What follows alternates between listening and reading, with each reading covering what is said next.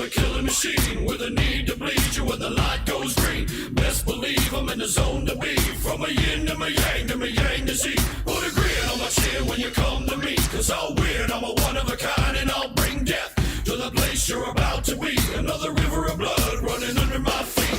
Forged in a fire lit long ago. Stand next to me, you'll never stand alone. I'm last to leave, but the first to go. Lord, make me dead before you make me whole. I feed on the fear of the devil inside of the enemy faces in my sight. Aim with a hand, shoot with a mind, kill with a heart like Arctic ice. I am a soldier and I'm marching on. I am a soldier and I'm marching on. I am a warrior, this is my song. I am a warrior and this is my song. I'm basking the glow of the rising war. Lay waste to the ground of an enemy shore. Wade through the blood spilled on the floor. And if another one stands, I'll kill some more.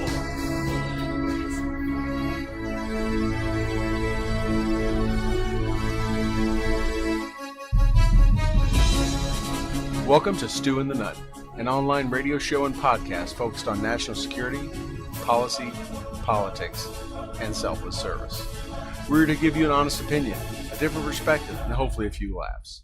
We do this by not only interviewing guests, but also sharing our own perspectives and asking you, the listener, to interact with us on the show chat room, via our Facebook page, and on Twitter.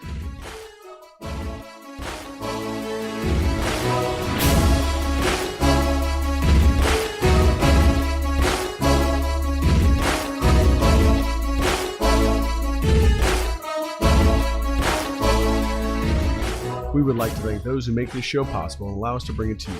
Our show sponsors, Warrior Media Solutions, BlueHammer.com, Mighty Oaks Warrior Foundation, Graybeard Publishing, and of course, Sheepdog Response.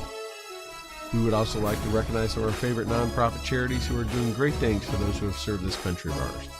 Veterans Outdoors, Mighty Oaks Warrior Foundation, PinupsForVets.com, and the Lauren F. Bruner USS Arizona Memorial Foundation. To learn more about these nonprofits and how you can donate to their awesome causes, visit our website at www.stuandthenunn.com.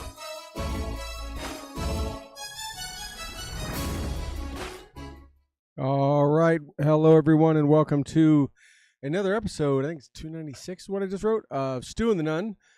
This is part 2, or redo, we'll call it, right? Right, Wolf? It's like re-upping in the military or back for more. Yeah, we're back for more. We tried this actually the night before last, to be honest. We were recording this Wednesday night, and because last night was my anniversary. Yesterday's my anniversary. So I was like, okay, I don't think it'll go over well if I have to do a show on my anniversary. So we just said, well, let's knock it out. And we had some audio issues, some technical issues. The Ghost of Christmas Past comes back. In fact, I was talking to Toby about it on Thursday, and he was like, dude, it just sounds like every time I tried to run tech and host a show. I'm like, I know, Toby, you're cursing me. But yeah, we're back, and good to see you, Wolf. Good to see you again. Thank you so much. I really appreciate you joining me for a second time. Thanks for having me, my friend. Glad to be here. It's always fun to come on and yik yak. So let's get at it. Yep, let's get at it. Pitter patter, let's get at her. It is I think it's 296, Rob. I'm pretty sure. I don't know. I just typed it. I just can't remember already. So it normally is Thursday night. I said why we didn't do it last night, but there was the president guy was on. A lot of people were watching him, and we may talk about that in a little bit. But we're on tonight, Friday night, giving up our Friday evening of this the finale of summer, right? This is considered like the end of summer. Yeah. This is two things. It's the end of summer and it's the beginning of campaign season. Yes. So Labor Day officially kicks off campaigning. So you can thank Labor Day for all those campaign ads you're going to see from now to Christmas. I feel like I've been getting, well, at least now to November 8th, right? I feel like I've been getting them nonstop. And maybe that's why, was that why the president was on there being the pitch man for the DNC last night? Would you think that's why? Yes, yes. He's setting the tone for the campaign season to come up. He was out there to try and, rally his troops. And if you'll notice, there was a lot of candidates out there avoiding him like the plague. They weren't on stage with him, and they're not seeing him as he travels in Pennsylvania. Yeah, he's in Pennsylvania. Some hot contests there, both governor, senator, all kind of stuff. And no one is inviting him, not just in Pennsylvania, across the country. That dude is like kryptonite to Superman. No one wants him on a stage. No one wants to align themselves with him. And even the liberal media kind of I mean, obviously the conservative media and unpartisan media was bashing him on last night's appearance. More than that than any. Well, besides what he Even said. CNN was crashing him. Yes. Even CNN came on, and that's rare. Yeah, they came on. I mean, there was the two Marines or Marine guards in the back. Obviously, not a new thing. We see that all the time outside the White House and everything. But the evil red backdrop, a lot of similarities to. Some people were comparing it to Germany in 1940s.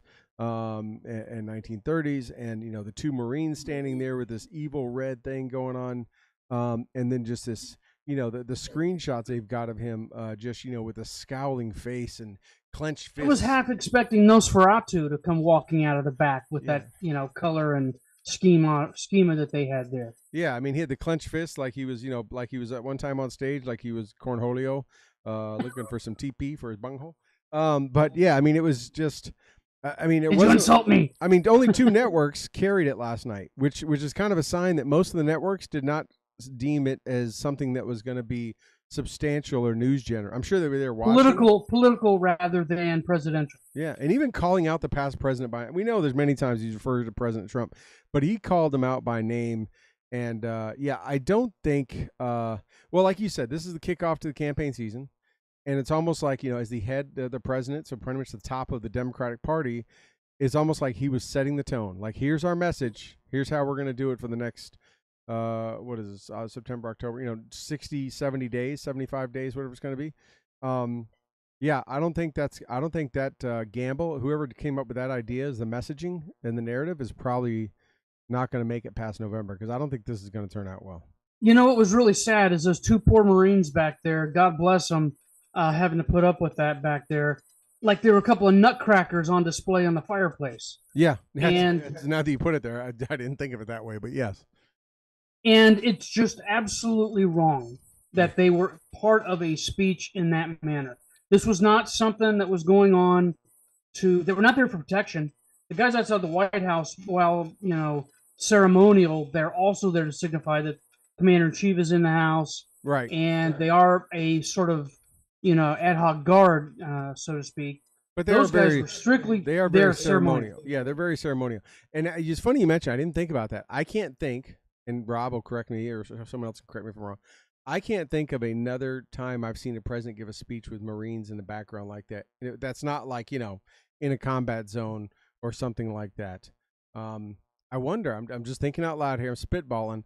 Do you think maybe he was trying to give that image of like, we're in combat for the country.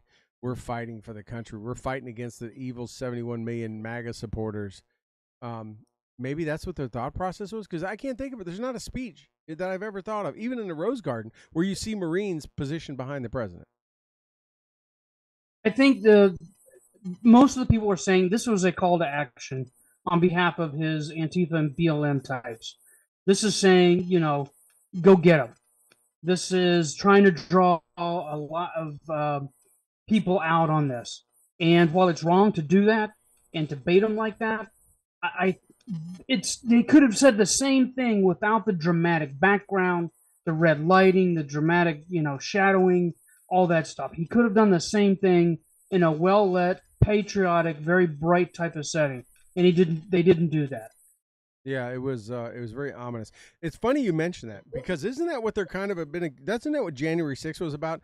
Isn't that what they're accusing President Trump of calling people out to storm the White House, of mobilizing the MAGA army, if you would? I'm using that term. I mean, what you just said is a chance for, is like you say, a call to action. Isn't that what the whole January 6th thing's over? Is him calling all of his supporters to action to stop the election process? Although he was not egging anybody on, and he wasn't telling them to go take over the Capitol. No, he wasn't. But Biden isn't doing the same thing, but he's not admonishing those that are attacking centers for, protecting women and things like that. He's not, admonishing and say, don't do that. Right. I think he's very much in the wrong for the approach that they've taken. I think it's going to be a very interesting campaign season, no matter where you're at. Yeah, our boy Rob, the unpaid producer, who's the stat master, is coming through on the chat. You're highlighting, right, that Biden mentioned the following things 0 times: China, crime, inflation, fentanyl, the border. He mentioned Charlottesville once, January 6th twice, insurrection 3 times, Trump 3 times, extremism 7 times, violence 10 times, MAGA 13 times, Republicans 16 times. So How many times did he mention fascists? Just yeah, once? no, I don't see extreme. No fascists. No, I don't know. But the things that are important: China, crime. Oh, did he mention Ukraine? I'm not sure he mentioned Ukraine, Russia, oil prices. Nope, nothing on that. Nothing on the inflation. Or no inflation. He marked. Rob He didn't even talk about the economy, did he? I don't think no, he not mentioned at all. No, jobs. Jobs are coming. No. He could have taken that one, but Dude, nope, didn't even go that route. He didn't mention COVID. Probably for the first time since before he came in office. He didn't mention COVID one time.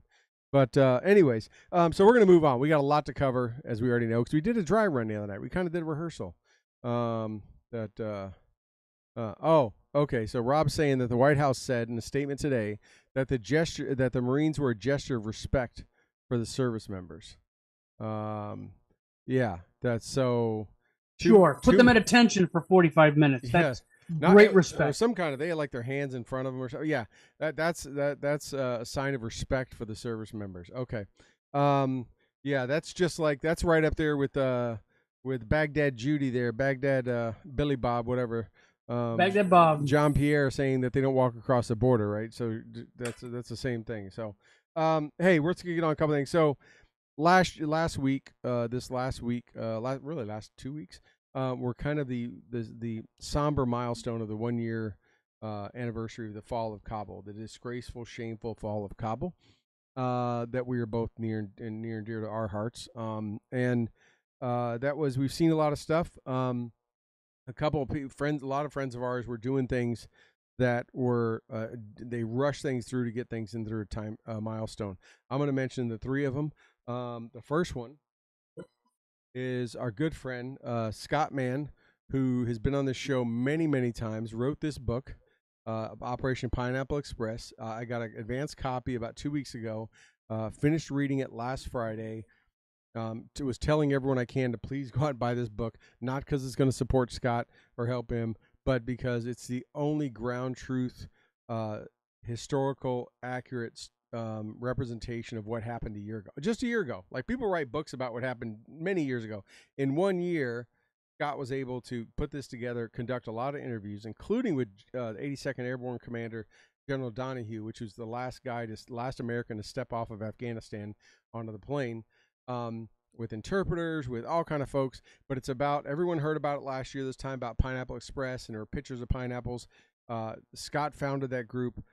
He has, been on the show 5 or 6 times, has been a guest on here many times, and is about to be again. He created the play Last Out, which I've been fortunate enough to see a couple times. He created and performs in it, wrote the whole thing. And so this came out, it dropped on the 30th. Many friends of mine that I was pushing to go get a copy. I was so glad that on the 30th I was getting nonstop pictures, Wolf, of just people saying, I got mine. I was telling Scott every time. He was just blown away. And it's on audiobook.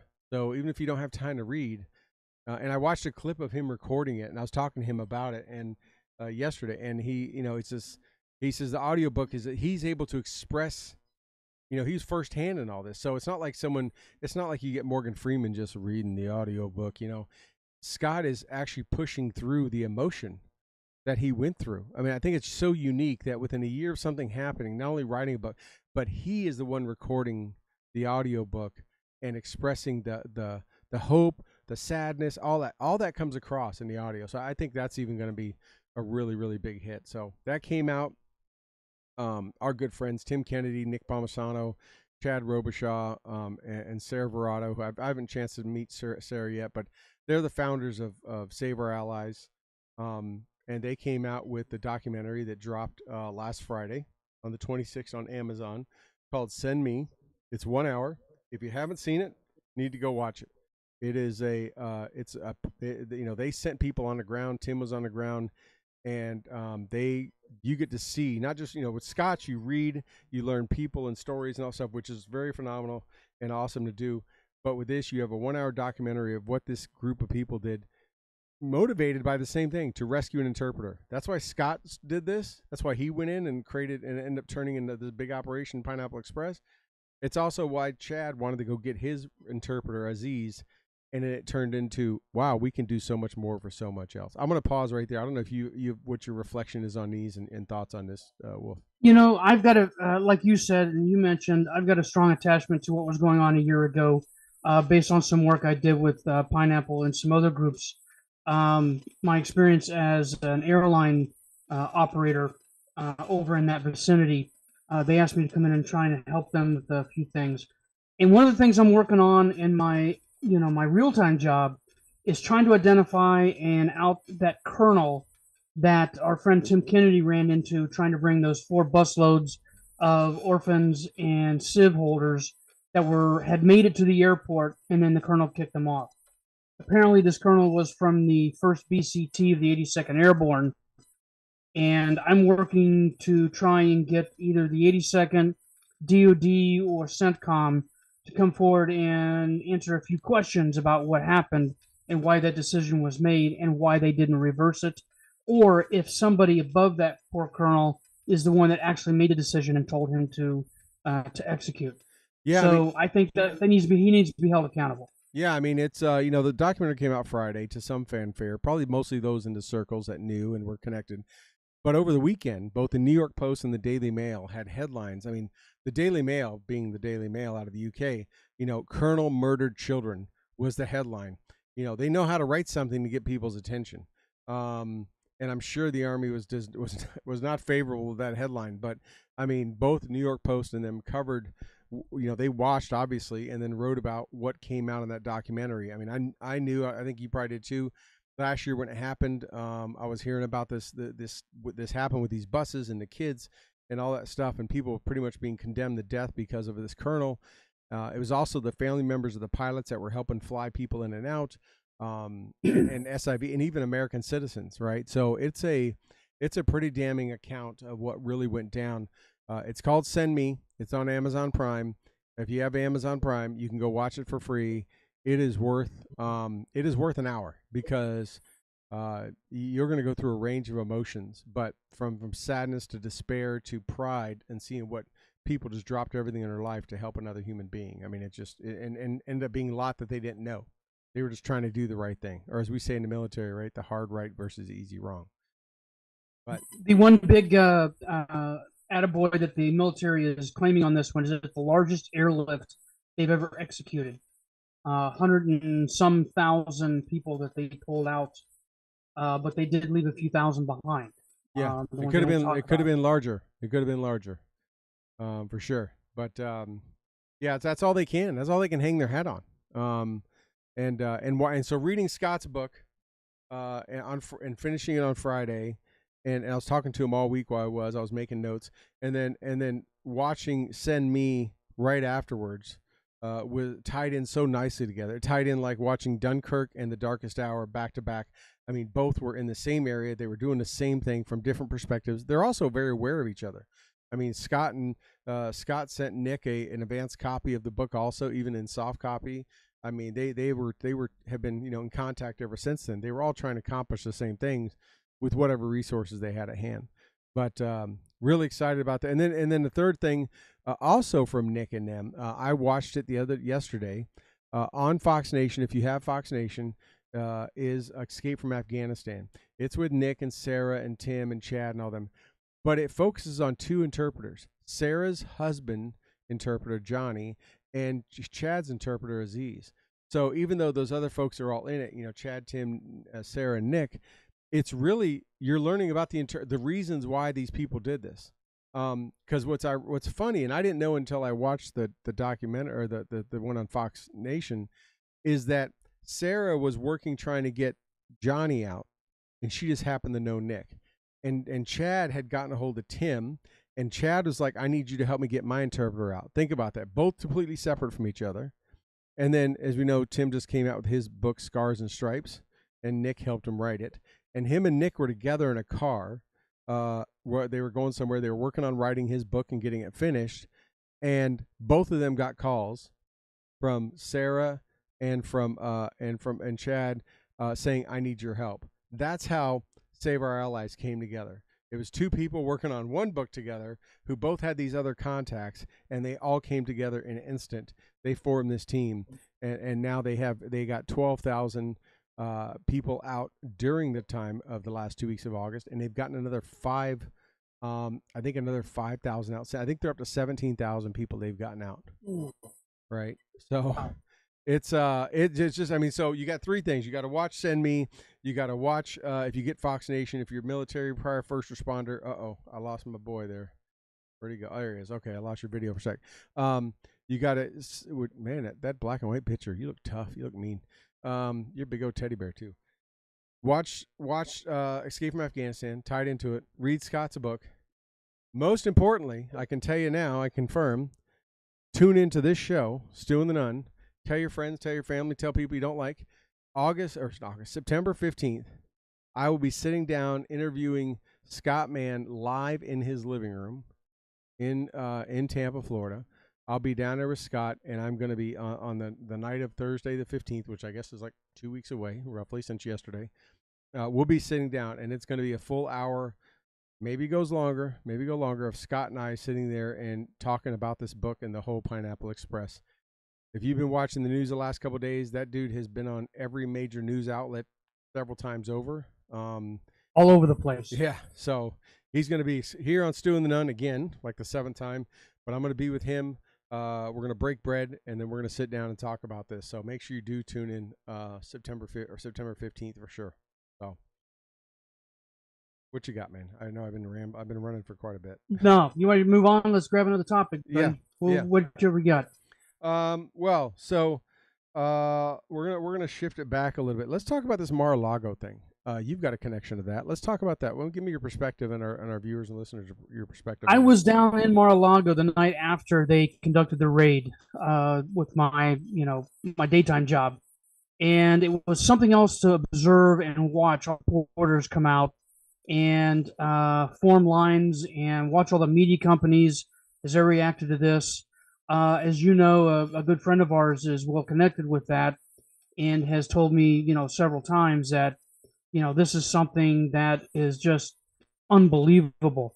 We actually had a chance to interview Roger Stone and his wife about this and compare it to when they went in and took them, if you remember that, a couple of years ago. Yeah. And then compare it to what they did against the president and his wife. And it's incredible what they were taking. And what they have been doing is staging and trying to do the PR thing. And what I don't understand is if there is something there, if there's something against the law, if they've got something in the law on their side, why are they worried about the PR? The law will come out. But they're fighting back. They're trying to show that, they've got the right thing. If the law's that way, why would they even be worried about it? So they stage a bunch of photos. They throw those cover pages for classified information. That means nothing. I've had folders of those things around in case we have documents. Yeah, and today they came out right saying that they disclosed the details that a lot of those were just empty folders. Right? They were they had a couple of folders full of, different ones. Cover pages. I've never seen secret SCI. I've never seen that. I've seen TSSCI, I've seen TS, I've seen secret. I didn't pay attention. Was one of them secret SCI? There's no such classification. Secret SCI was one of the cover pages. I've never heard of that. Oh. I would figure that if it's at the SCI level, would have to be TS. Yeah, that's why it's compartmented. And of course confidential and stuff like that. Right. I think they just found a folder full of those things and threw them down there. Yeah, there was no reason. I mean, President Trump he put up on his Truth Social, right? If they want to keep this stuff secret, why would they take a picture of it? I mean, why release it? The FBI doesn't do that. They don't need hype. They don't need marketing to support their case unless they don't have a case and they're trying to win in the case of the public opinion. Correct. Right? Yep, that's right. When the people's court type of thing. Right, that's right. Crazy. They need Judge Judy or something. But so what do you think is going to come out? It's been a few days now, right? That happened. It looked terrible at first. The left-wing media loved jumping on it, saying he's guilty. He needs to be indicted. You got people like they had 11,000 non-classified documents, which probably a preponderance of those were personal documents that they just grabbed in hopes. Well, we know that had they nothing got to his do. passport, right? They got his passport and had to give those back. And apparently Yep. they got. And they said they didn't, and then oops, Yeah. mea culpa. Here they are. Yeah, and now I heard today that they had clothing, like I don't know if they were Melania's private clothing or what, since they went through her dresser, but they had clothing. They had this, they documents that are attorney-client privilege, and it's funny because obviously I'm not a lawyer, don't pretend to be, but they had this. The Department of Justice is saying you don't need this arbitrator, this master, whatever it's called, right? You just trust us. We can go through this stuff and let you know. I mean, really? Why would you think anybody would trust you after, you got Tebow that just resigned. You got all this stuff that happened with the Hunter Biden thing. You've got all the stuff with the fake, Russia collusion and everything. I would trust Mexican freaking tap water before I trust anything coming out of the department. And that's just a shame. That speaks. And I'm a patriotic guy, I love this country, but they have gotten so politicized that there's no way at that level. Yeah, there's no way in hell. It's not just the top. It's not. You can't say it's just Comey and Ray and all those guys, right? These are, it's seeping all the way down. It's not just the Page and Comeys and all them. But well, I spoke, as I mentioned the other night. I spoke with a guy that spent 24 years as a street FBI agent in the city of Chicago. He was one of the door kickers, the ground pounders, working right there with the Chicago Police Department. And he said it's just a different culture nowadays. He said it's ridiculous. He said that he knows that there are many whistleblowers ready to go forward. And as we heard and we all read the other day, that DOJ is saying can't go to Congress, can't contact them. Sorry, but I do have a senator and a congressman that represents me personally from where I live. Can't keep me from talking to them.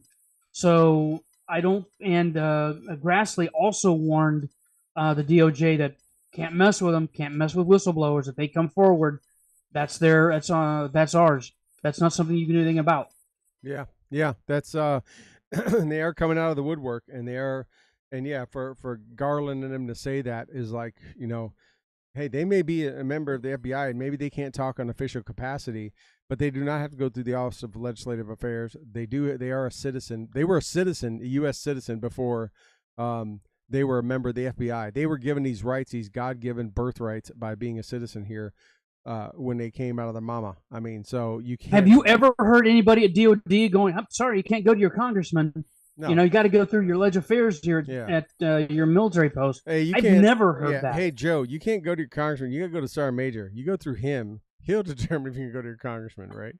Yeah. Go to your first sergeant, platoon sergeant. That's it. You can't call. No. They'll go to congressman now. Now, they do tell you go through your chain of command first. They do that. But hey, if that doesn't resolve it, you can open a congressional. Don't write your congressman first. Yeah, you can open your congressional.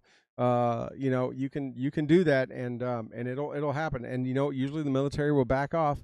Little quick war story. I'll keep it anonymous, but I had a soldier. My guys were getting ready to deploy in 2003 actually, and he did not want to deploy to Iraq, and he had some kind of, I don't know. He said he had flat feet or something. I don't know what his weak ass excuse was. Hillary was the senator here in New York, and he called her office. And all she had to do was call the Adjutant General in New York, and that dude was off the deployment. And let me tell you, he was not a fan favorite of the rest of the soldiers. He was done to them. He was finished. But he called to say all he had to do was open a congressional. All they had to do was a staffer. I don't even know if it got to Hillary. Just a staffer had to call the state, and he was done. He was off. So people have abused it for sure, but there is a process. But still, even as a soldier, as a government employee of any kind, and a citizen, you have the right to go to your elected representative and talk to them about whatever. It's up to them to do what they want to do with it, right? So that's absolutely true. Yeah, so there's some upset whistleblowers. There's also some upset CBP people. So I don't know if you saw that, but it's not just them. I mentioned a little bit ago, right? Jean-Pierre, Pierre, whatever her name is, the spokesperson, said the other day that when it was pressed by the Steve Ducey, or I think it was Ducey, Peter Ducey or whatever, one of the Duceys, father, son, about why they were blocking a tennis player from coming to the country for not getting a shot, and they don't block or do anything for any illegals coming across. And he said, so he's like, so you can walk across, but you can't fly across. And she said, no, nobody's walking across the border. And within 24 hours, if even that, CBP agents were raising hell because they're giving up their, I mean, they've, for the last couple of years, right, they're down there busting their butt. Thank you, Rob. I can never remember her name.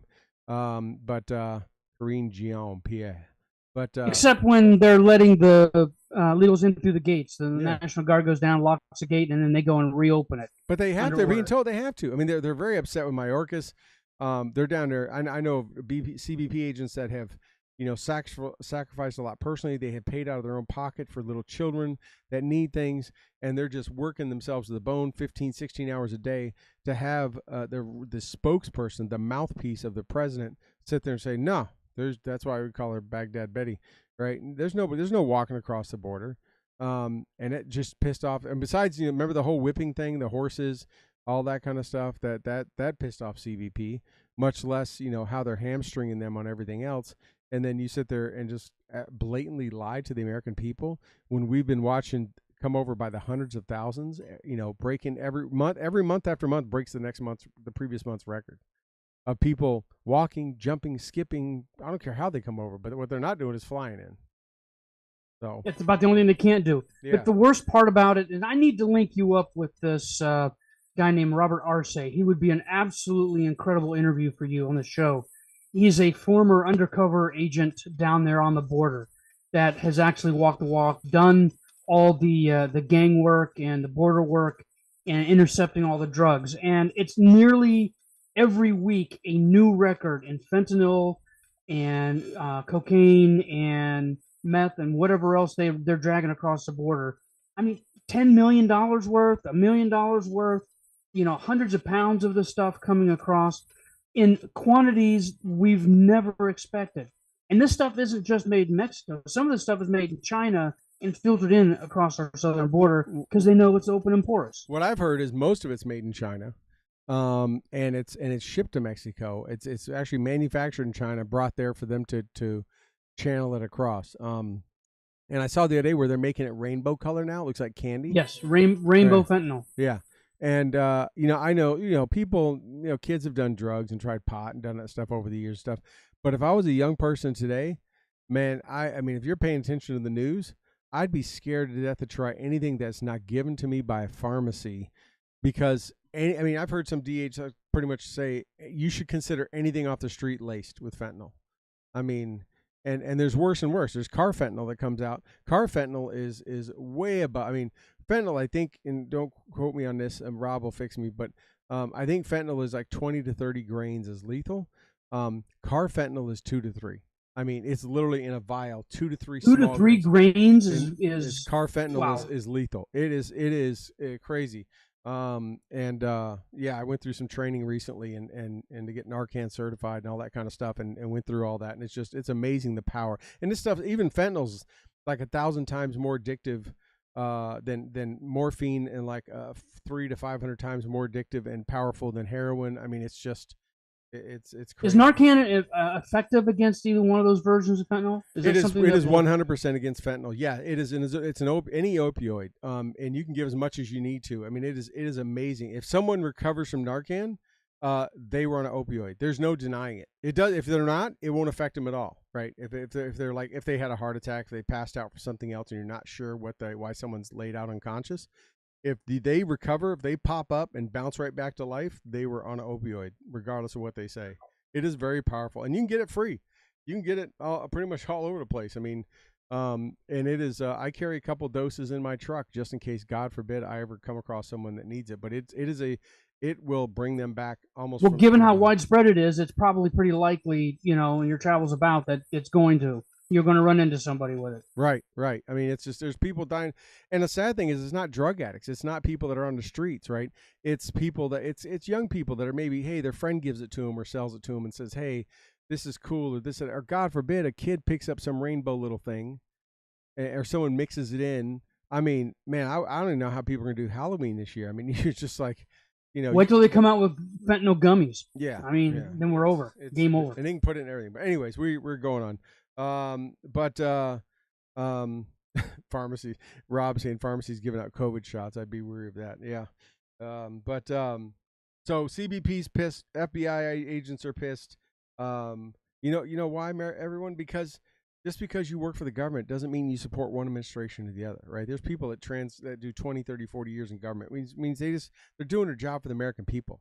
And not everyone gets hired and fired just because someone's a president. So, yeah, that's what it. But when you undercut them, when you hinder them doing, or you just lie about what they're doing, I mean, that people can only put up with so much. So yeah, let's talk about. You want to talk about California, New York? What are you going to talk about? Oh my goodness! Well, we spent a long time, and you went off on a wild rant about the gun laws that took effect the other day. I don't think you have to go that deep into it. I don't go that deep. No. You seen anything? Has been anything about this? Because that's a big deal. It is a big deal, right? I'll make it very quick. The state of New York, the unelected governor Hochul passed this law after she got mad that the Supreme Court struck down the New York law about people that carry or apply for carry concealed weapons. The Supreme Court said it was unjustified. It was against the Constitution. So she got her Democratic Assembly to rush this bill in that went in effect yesterday. That pretty much is a bigger overreach. It makes every house of worship in the state of New York a soft target. Even people that work there that are licensed, or anyone that goes cannot carry in a church, a synagogue, a mosque, anywhere. Every business in the state of New York is off limits from concealed carry, regardless, unless they put up a sign that says you're allowed to conceal carry. They've done some other things. They raised the age for rifles to 21, like a couple other states have done, so on and so forth. But they passed this law on the backs of the victims of Buffalo and Uvalde to get people, to make people think that she can do something or she's making a difference. And ironically, both of those shooters had rifles, not pistols, and didn't have concealed carry. And, it has nothing to do with what those shootings had or why those people were motivated to shoot. If anything, you should try to, do stuff to combat racism if you want to combat for the Buffalo shooter, because that kid appears completely inspired to be ultra racist. So that went into effect. A judge had a chance to pass an injunction late Wednesday night, and he decided not to. He let it go through. So that was the last chance anyone had. Everyone's considering this to get overturned. The sheriffs and all are against it. There's no infrastructure to support what they want to do, also including logging every piece of ammunition sold in the state. They tried this before.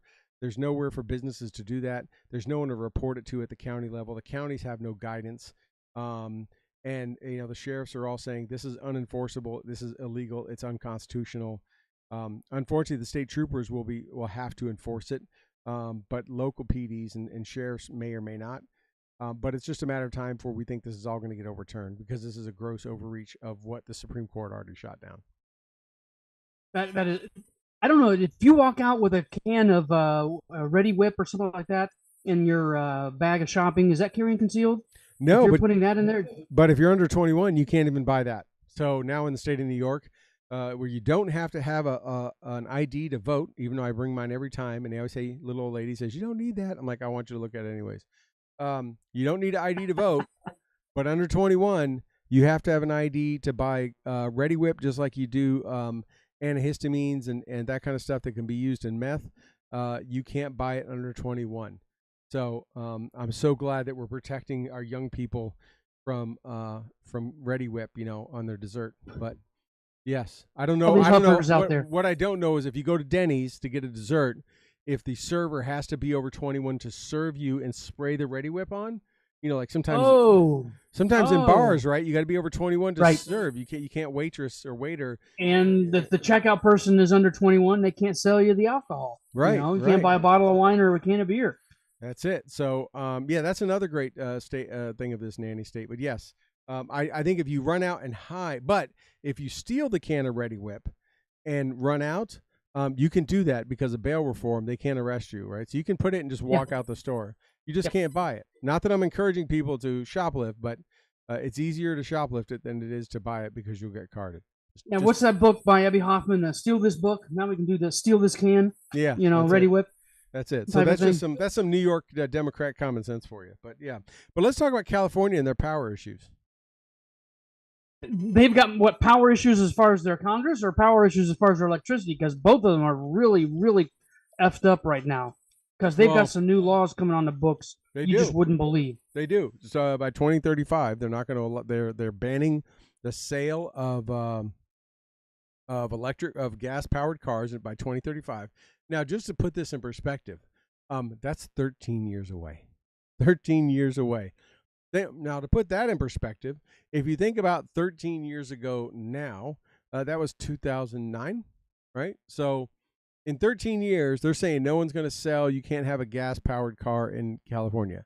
However, just an hour after that law being announced, the California Power Authority was telling people to please shut off their power or cut off their high power using appliances, and don't plug your cars in between 4 and 7 p.m. because we need the power because we're going to have blackouts. So Yeah, set your thermostats at 78 degrees. That's really comfortable. So Yeah. check this out. I just heard this today, Wolf. There were people that opted in that have Wi-Fi thermostats that opted in to they got money if they let the power authority control the thermostat, and it would probably some kind of promise like it would never happen. And I don't know how much they got, whatever they got. Well, guess what the power authority did? They took control of thermostats and started raising the temperatures so people's ACs weren't kicking on. So whatever they got, $50, $100 Lowe's gift card, whatever the power authority got. I mean, they literally got bought out for some menial money and just had their ACs cranked up. I just heard about that today, but yeah, They're definitely feeling the pain right now. that's some bad messaging when you say everyone's got to be an electric car, and oh, by the way, you don't plug in your electric car. Well, yesterday they announced that the last nuclear power plant left in California has a life extension of 5 more years in order to keep the power grid from losing too much voltage and power that they need to have. They're not going to take it offline for at least another 5 years, and probably will extend it beyond that. Yeah, well, So those anti-nuke folks out there are really up in arms about this. That's interesting. Plus the fact, I think I talked about it on the show a couple weeks ago, that they rushed in, they gave supplements to people in California to get solar panels, and now all the solar panels are hitting the end of their life cycle, and it takes a very specialized process to take those apart and decommission them and stuff. And there's very few places that can do it, and they are not going to be able to keep up because there are solar panels everywhere in California that are all hitting the end. Those photocells are hitting the end of their life. They all have to be replaced, and like the capacity is nowhere. I mean, it's like trying to, it's like trying to bail out a sinking ship with a teaspoon. It just they can't get to it fast enough. It's a very long, regimented process. They'll probably end up burying them next to those propellers from the windmills. Yeah, probably so. Wind generators. If they put them right next to the rivers, they'll put them right there. They'd be good. They're just they'll go back. So yeah, that's. They'll find out 10 years from now that they cause cancer. Won't that be something? Yeah, because apparently right now they're also starting to determine that maybe there's some side effects from the COVID shots from just a couple years ago. They're talking about potential brain damage issues and things like that from the COVID. Now they're starting to come out with. You look fine, dude. They got a little twitch there. But I don't know about you, but man, That's my COVID twitch. In 2019, I had a head full of hair. That's all I'm saying. And I got a shot and something happened. But yeah, so yeah, we hit a lot. Well, going on to California, a couple of those laws that they've got coming on, 2 things I think are really big. That's really going to hurt them. One is they've got a council now that's being formed that is going to set the minimum wage for fast food workers. That they're going to allow up to $22 an hour for a fast food worker as their minimum wage in California, and that the local owners and the franchisees will have no say over what it is economically. That they're going to have to abide by whatever this quote-unquote council allows. And then followed on by that, they are getting ready to pass a law that nurses will be allowed to perform abortions and not have a doctor present. And I just know that one's going to work out extremely well. Lawyers are probably already drooling over that one. Yeah, well, during 2020, when they were panicking over the whole COVID thing and hospitalizations are happening, my medical friends watching could probably attest to this. They were having regular nurses, not respiratory therapists, that go through an extra 2 years of training. Nope, just regular nurses who they were begging for in New York City, and they were running there to help save the world, save New York City, intubating people, and they were dying. And they don't know why they were dying, but when they came take them off the intubators, they were dying because, guess what? A regular nurse goes through a lot of schooling. They don't go through 2 years of extra schooling that a respiratory therapist goes through, or somebody like that. And they couldn't figure out why these people were all dying. It was almost like, I don't know if you remember back then, but they were like, pretty much, if you got intubated, your chance of survival was almost next to nothing. Yeah, you're intubated, you're done. It's just basically holding on. But now then it started coming out like, well, they probably weren't trained, right? What do you call a person who graduates at the bottom of their class in doctor school? Doctor, right? Someone could be a nurse or doctor, but if they don't go to be the extra training to be an anesthesiologist, I don't think I want them putting the mask on me. I'm just saying, I think I'd want them to probably, be someone trained, knowing how to do the right stuff. But yeah, it's we're gonna have to see what California is imploding. Just imploding. New York is right behind them. Yeah, and thank goodness Virginia's got the governor they have, who's reversing the all electric car thing that the previous one, blackface, they tried to put in place, and Northam. Yeah. So Youngkin is like, no, we're not doing that. We're just I tell you what, living in New York, that's what we need. Lee Zeldin here. I mean, eyebrow drawn Hochul there, or Cuomo Hochul they call her. She needs to go. We need someone in here to start to straighten this state up, because I mean, it's on a pathway to hell, that's for sure. Yeah. Speaking of pathway to hell, can we talk about something about the VA today? Would you mind jumping into something new on that? I got some perspective on it. Yeah, let's jump on it. Okay, today the VA sent out a press release that they're going to start allowing their clinics to do abortions. That they're going to start providing abortions for veterans, as well as fertility treatments and some other, similar procedures for them. And I cannot, for the life of me, figure out why, because they don't offer all the OB-GYN type stuff that women need. That's a lot of that's based out of the civilian world. But now they're going to start offering abortions to veterans. This one is baffling to me. And as you know, I was in the VA for 4 years. Yeah. And I've spoke to quite a few of my former compadres there from the VA in those days, and they're all as perplexed as I am. So let me ask you about this, because I read that, right? And on face value, right, when you first look at it, it's regardless of where people sit on abortion, right? But it says it's limited to those that need it to happen for medical reasons, right? For the survival of the mother, rape and incest. And okay, me personally, I can get behind that, right? Because especially if it's for the benefit of, the mother's life's in jeopardy or something like that. It'd be like any other life-saving procedure, right? Or rape or incest like that. So that's what they say. And I could get behind that. However, I look at it, and I was talking in some private circles today about this, as a slippery slope, because to me, I'm a big 10th Amendment guy, right?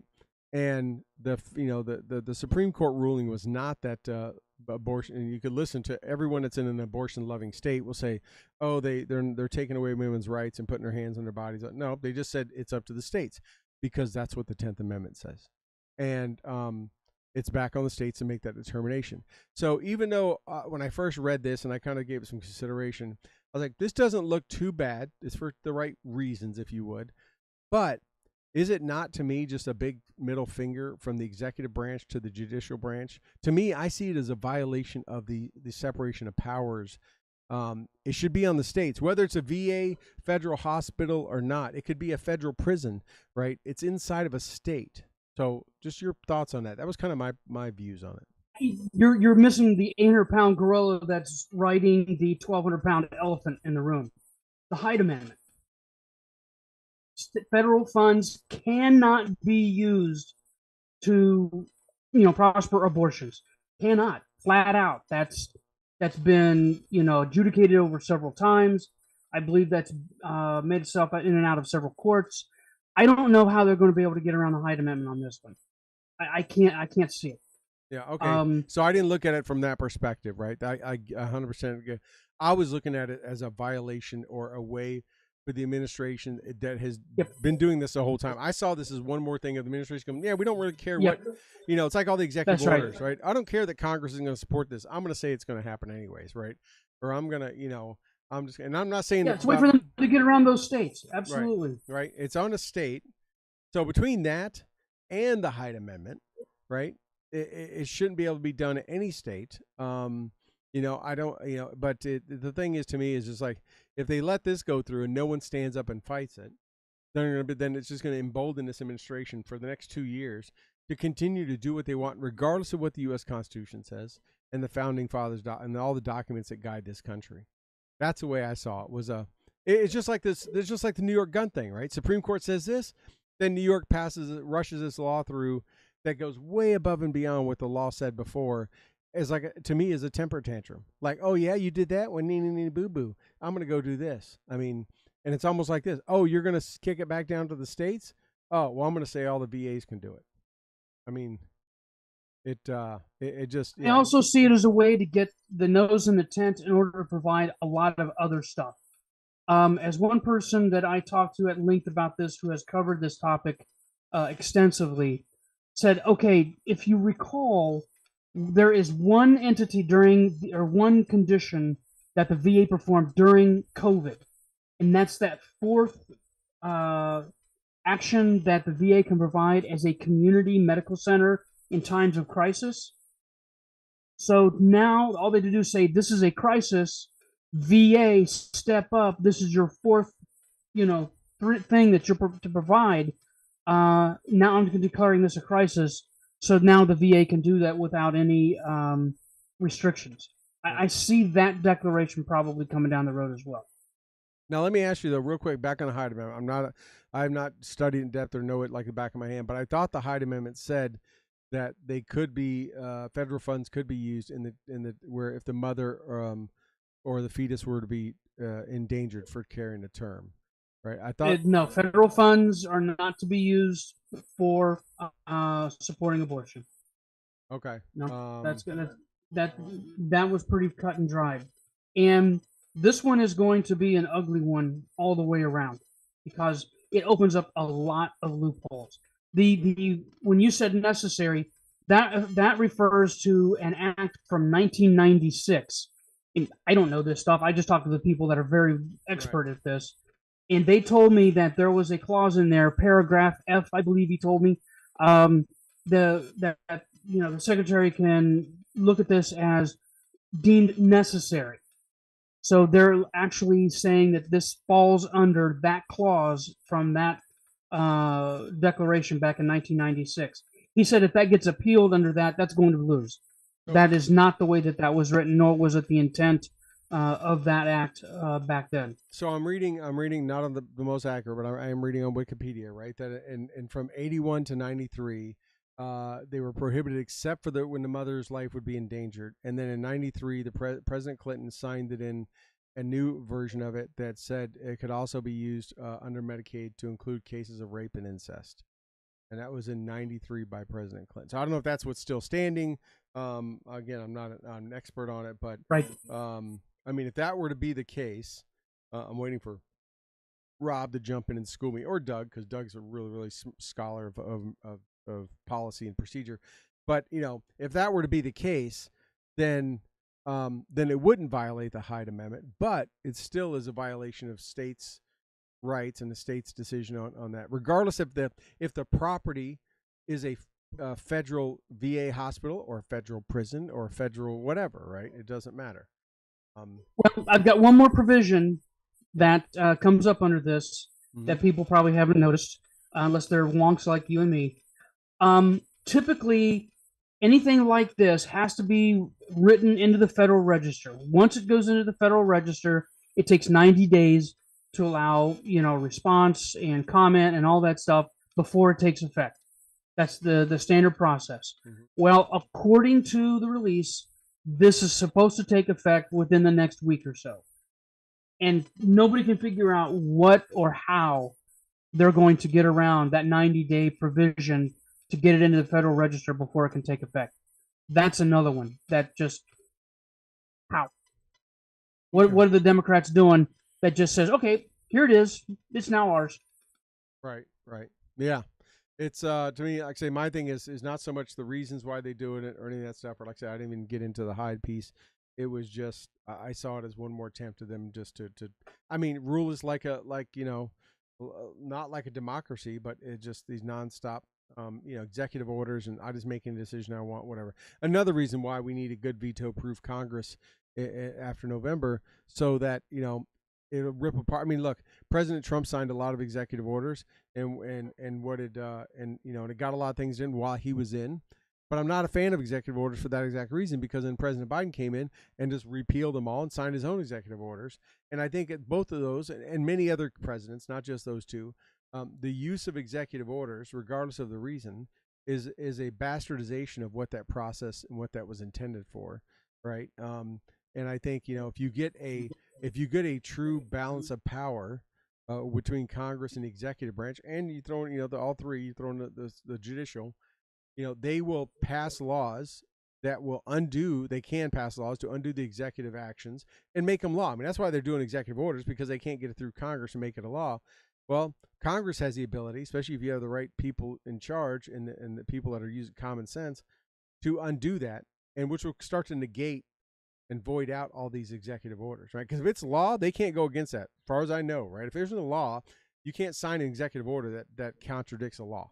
A law is a law. I watch those cartoons every Saturday morning. That little dude is on the Capitol steps, right? That's the way I understand it in my simple mind. But now they ignore the Mission Act, so and we won't get into that here. That's a whole other show by itself. Yeah, I'm sure our veteran friends can tell us out there how they're not getting their community care like they were under the Mission Act anymore.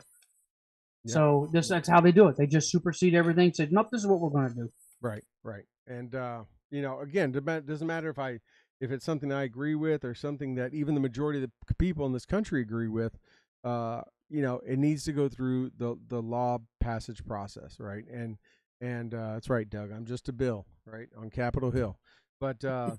I mean, it needs to go through that and become law. Just like people say, the Constitution is, Second Amendment or this or that or states' rights. There's a process. You can change the Constitution. They're called amendments. We've had some good ones. We've had some bad ones, and they were undone and whatever. But, there's a process. And if the break in the process is that we don't have elected representatives that truly represent the constituents and the good of the people, they represent the party that is the letter behind their name or after their name. That's what they represent.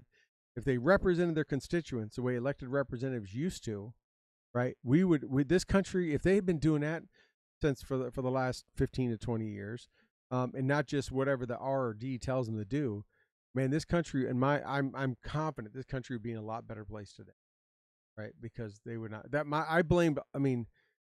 I said this back then, Wolf. I mean, when Obama was in power, 2008 to 2012, all the Congress never held him in check.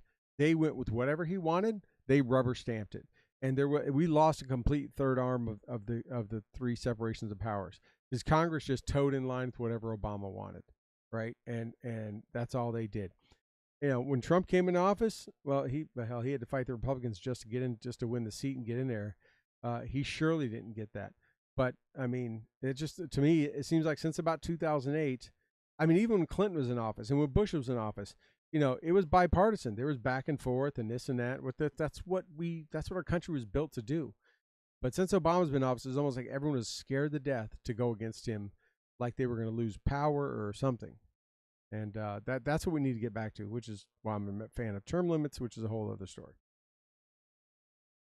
Well, this is turned into a powerhouse of a show tonight, my friend. Yeah. This has gone off the chart.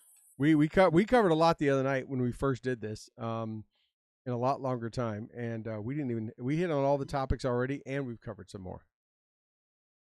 Sure, but anything else, man? We again, like I was telling people, like if you were tuning in late, we actually pre-recorded this 2 days ago, and we had bad recording, and so we're redoing it tonight live. But like we've talked about before, man, you wait 24 hours, we got all new news. Yeah. Anything else you want to hit on that's hot in the No, news? I just hope everybody has a really good weekend and that they enjoy themselves this weekend. I'll be covering the 45 speech tomorrow. He'll be doing his thing from Scranton, Pennsylvania, starting at 7 o'clock. So if anybody wants to catch that one, I'll be covering it, or my organization, should say, will be covering it. So that will be interesting. I'm sure he's going to light the place on fire tomorrow. He's got a lot to say. His first rally since the raid, Biden's admonishment of his followers and fans, and the way he conducted himself over the last few days. It's going to be epic. I'm just sure of it. Yeah, he doesn't need a teleprompter. That dude just he does a lot better. He does a lot better that one. Can you just do you want to? I don't know if you never really said what your organizations you work for. Do you want to mention that or no? Yeah, I'm an executive and a partner in Americano Media, and what I do is I'm their chief communications officer, and I basically set the tone for and their editorial slant for everything that they do, and work with their hosts and producers and things like that. And this is the first conservative national Hispanic language network. There's Univisions, there's Telemundos, there's CNN Espanol, all those folks out there, but they're not conservative. They're far from it. We're the first conservative group out there that's doing that. So thanks for letting me, put a spiff out there for them. Yeah, yeah. How's your Spanish? My no habla. I can. I'm the token gringo. It's because of my background and the abilities I brought to the table for them, and I work with some absolutely wonderful Hispanic people. It has been just a treasure to get to know and work with these folks. It's something else. Yeah, that's it is awesome. I've been watching you do this and watch you put up pictures and stuff like that. So you can see, even though Toby and I and Rob are kind of we're Bush League. I mean, we bring John on because he brings real professionalism and journalism to it. And of course, he has the gold Limbaugh microphone. So I don't know. I didn't know Rush gave that to you, but I think it's what an honor he did. But I wish. Yeah. So no, it is. It's gonna be Labor Day weekend, like you said. It's kind of it's the unofficial end of, or kind of the end of summer. It is also the start of the campaign season. So your mailbox is starting to get filled up. Your spam's going to get filled up, and your phone calls are going to ring off the hook, especially if you have a landline. Yeah, so they got that going on. It's a long weekend, I think, for about everybody. Even Canada's off on Monday. I have some of my people that work for me here in Canada. I didn't know Canada had a holiday on Monday, but they have a holiday on Monday too. So, is it Boxing Day for them? No, that's the day after Christmas. That's the day after Christmas. That's that's because they return all the gifts in boxes. That's the whole thing. So yes, it is. It is Labor Day weekend. It is. I can't believe summer's kind of officially over. Where fall's going to be coming here soon. I mean, I can tell you, last night here in Western New York, it was in the 50s. It was 59 last night. Really? Yeah. But it's like 86 tomorrow or something. I don't know. It just jumps all over the place. So, I see Pat throwing some Spanish your way. But yeah. So it's that time. Enjoy your time. Enjoy your family. Be grateful and appreciative of everything you have. I don't know. I got to talk to Rob about what we're lining up for next week. I know we're lining up something. It will be on Thursday night. I'm here.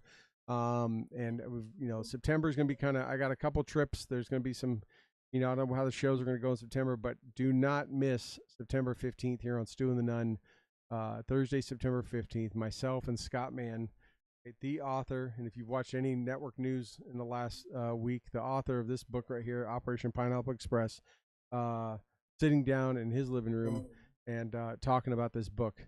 If you haven't ordered it, order it. If you haven't seen Send Me on Amazon Prime, check it out. If you haven't seen Escape from Afghanistan on Fox Nation, check it out. If you cared, if you have an inch of compassion about what happened a year ago in Kabul, those are books and shows that you definitely want to watch and read. So, all right.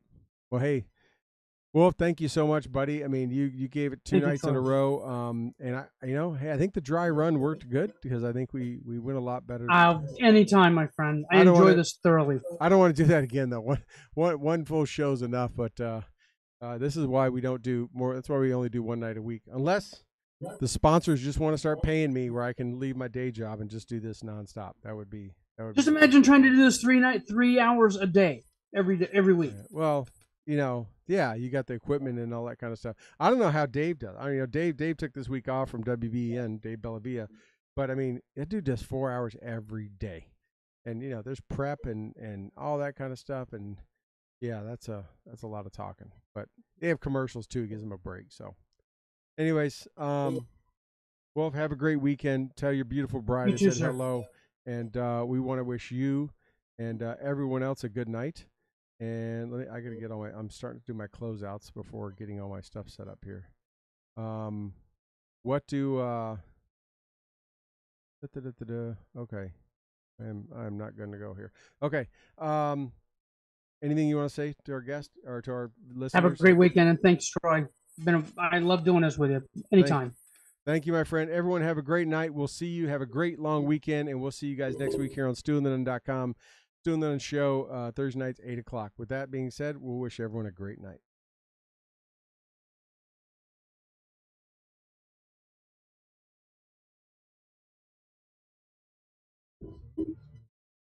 And we hope you had as much fun listening to it as we did hosting it for you.